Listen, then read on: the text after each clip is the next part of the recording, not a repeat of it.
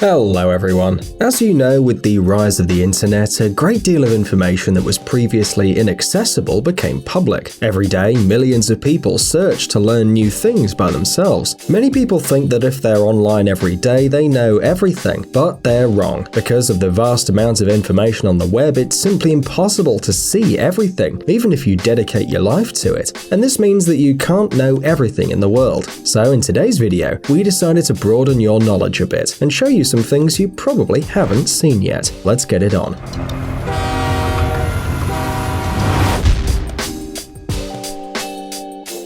Most people love chocolate and literally can't live without it. And of course, even if you don't like chocolate, you've probably tried it at least once in your life. We're used to the fact that chocolate's a bar covered with multicolored paper waiting for us in the store. However, few people know or have seen how chocolate's produced. Today we're going to show you this simple but laborious process. It all starts with the cocoa beans that sprout in different parts of the world. For example, in South America, Central America, West Africa, and Australia. The grains arrive dry at the chocolate factory, without the gelatinous layer, and sorted. The first stage of chocolate production is the roasting of the beans at a temperature of 120 to 140 degrees, after which the shell is removed. Large particles are removed by filtering, while small particles are removed from the mass by vacuum. The toasted and peeled dough is then broken up and ground into a uniform thickness. Sugar, flavors, and cocoa butter are added. If it's milk chocolate, dry milk is added. You probably think that the chocolate production is almost finished, and all you have to do is pour the dough into the molds. But no. Yes, the taste of this melted dough is what we all love, but the consistency is not entirely homogeneous. This may seem strange, but to achieve the same thickness and ductility, the liquid mass is dried to obtain powdered chocolate. In addition, this powder is melted again to obtain a thick liquid. Now it becomes the real chocolate, ready to be packed. If the manufacturer produces chocolate chips, the thick dough is dripped on special pallets to cool and pack the chips in bags. If you produce chocolate bars, then the dough is poured into special molds, which travel along the conveyor. It cools for 2 hours and, well, you guessed it, the chocolate is ready.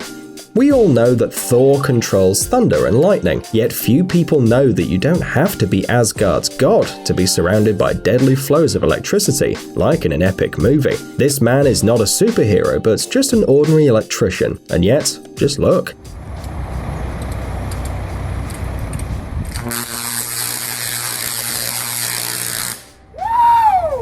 I don't like that. Okay, controlling the lightning and the current isn't the same, but it looks spectacular, don't you think? Let's take another look. It's very beautiful. Have you ever thought about going for a walk on a cold day with soap bubbles? To be honest, playing with liquids is the last thing you want to do when it's very cold. So we're sure you've never made soap bubbles in the snow and missed something great. Due to the cold, they freeze in an amazing and very beautiful way. And now there'll be a little spoiler. By the way, people who are allergic to pollen won't like what we show them below.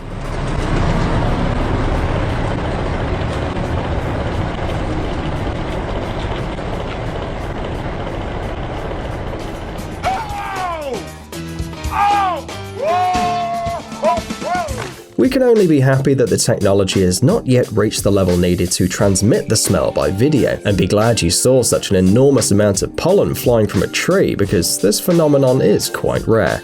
A rainbow after rain is a fairly common phenomenon, and you've probably seen one at least once in your life. However, you probably don't know that you've seen a rainbow, let's say, not in its very original form, because in fact, rainbows form a complete circle. But looking at it from the ground, we only see half of this circle. Well, have you guessed what we're going to show you now? To see a full rainbow, you'll have to climb very, very high. For example, to the top of a mountain or on a plane, from where, as usual, you'll also have a beautiful view.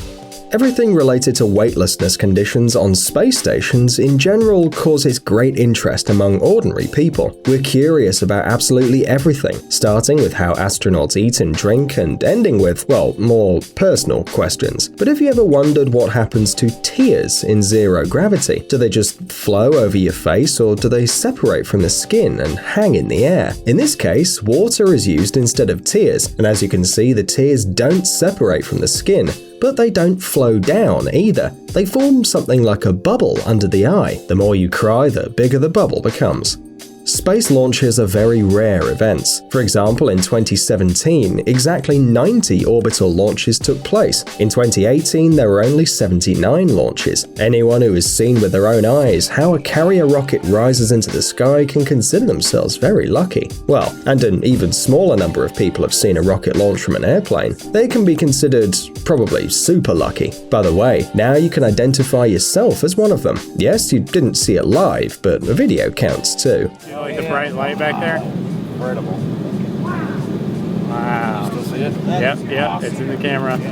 Look how fast that's going, man. Look how fast.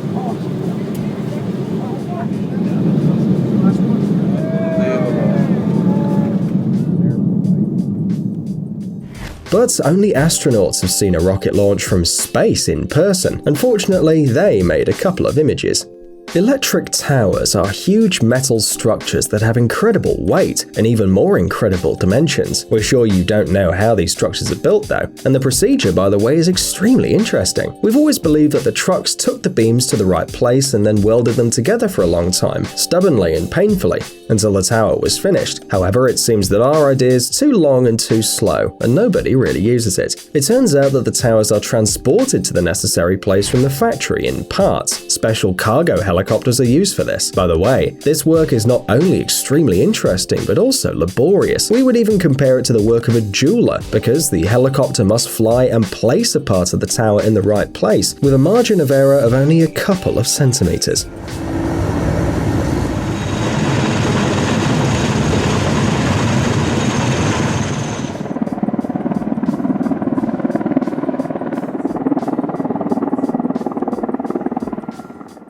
We don't know what you think, but we, people who have nothing to do with the production of fireworks, have always been surprised at how they're made in such a way that they're so beautiful. Fireworks are very complex. They can explode at different heights, in different colors and forming different figures. But it turns out that the appearance of fireworks in the sky depends on the way they were created. And something tells us that you have no idea what a firework looks like from the inside. Well, until now, until this very moment. Surprisingly, to design just 1 minute of fireworks shows, experts need a full hour. The next 6 or 7 hours are spent filling the fireworks the right way, so the lights and colors alternate in the right order. Apparently, absolutely all living things can sneeze. It's simply not always possible to record them. For example, did you know that even a horse can sneeze?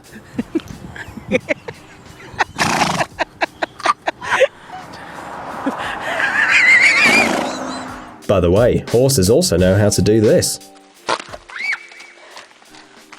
What was that? So hard, even the animal itself got scared. By the way, birds are no exception either, and they also know how to sneeze. They just do it in such a strange way that you can look at it for hours. You probably know that we always see only one particular side of the moon. This is because the period of rotation around the Earth and the period of rotation around its axis on this satellite are very close. It turns out that when we claim to know what the moon looks like, we're not telling the truth. From this very moment, you can safely say that you know what even the hidden face of the moon looks like, because here it is, captured in photographs. Turns out that the part of the moon that we normally see is dotted with seas and craters, and the hidden part is flatter, with more terrain and only 2 seas. By the way, the largest lunar craters are also found here on the hidden face of the moon.